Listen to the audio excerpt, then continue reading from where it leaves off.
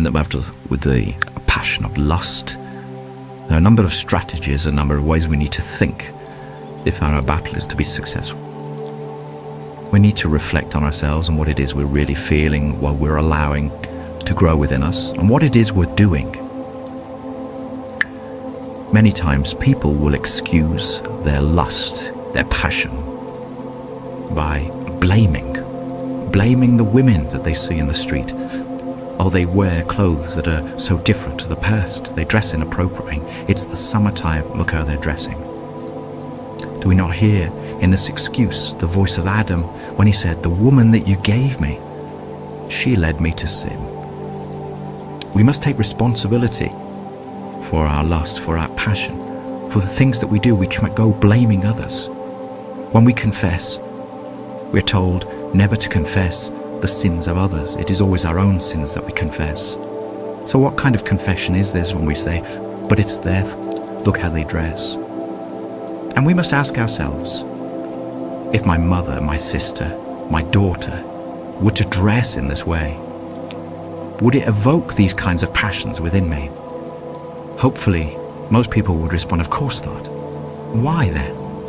Because already we feel differently towards these women than the women that we are allowing lust and the passion to overcome us towards. Why? Because we love these people. We love these people truly, our sisters, our mothers, our daughters.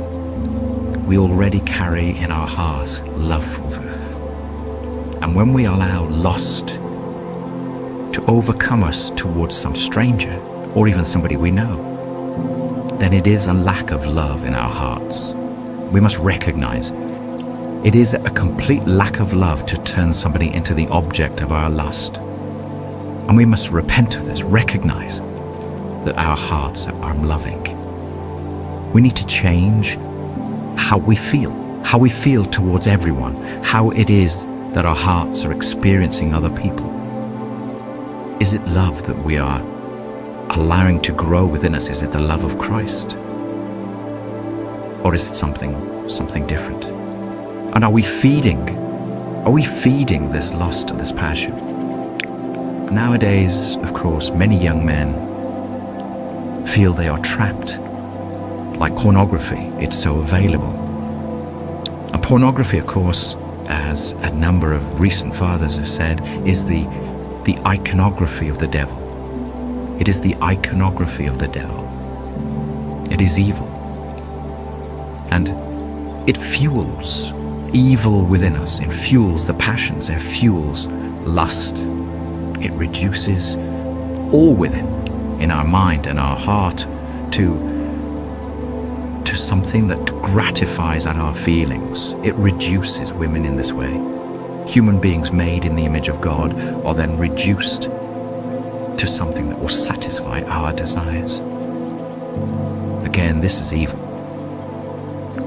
St. Isaac the Syrian says to us, whoever does not voluntarily withdraw himself from the sources of temptation will involuntarily become the slave of sin, will be captured and taken away by sin, he says. So let us look at what St. Syrian and St. Isaac the Syrian is saying here, that if we do not voluntarily, if we do not choose to deny ourselves, to turn away from those things we know stir up the passions within us, then involuntarily, against our choice, we will be dragged away by sin. We will become slaves of sin. We will be captured. We will become servants of evil. We will find ourselves incapable of resisting sin because we will become the slave of sin. So we must first, as with all temptations which must be cut off at the root before they begin to grow, we must choose to deny ourselves, to reject those things that fuel temptation.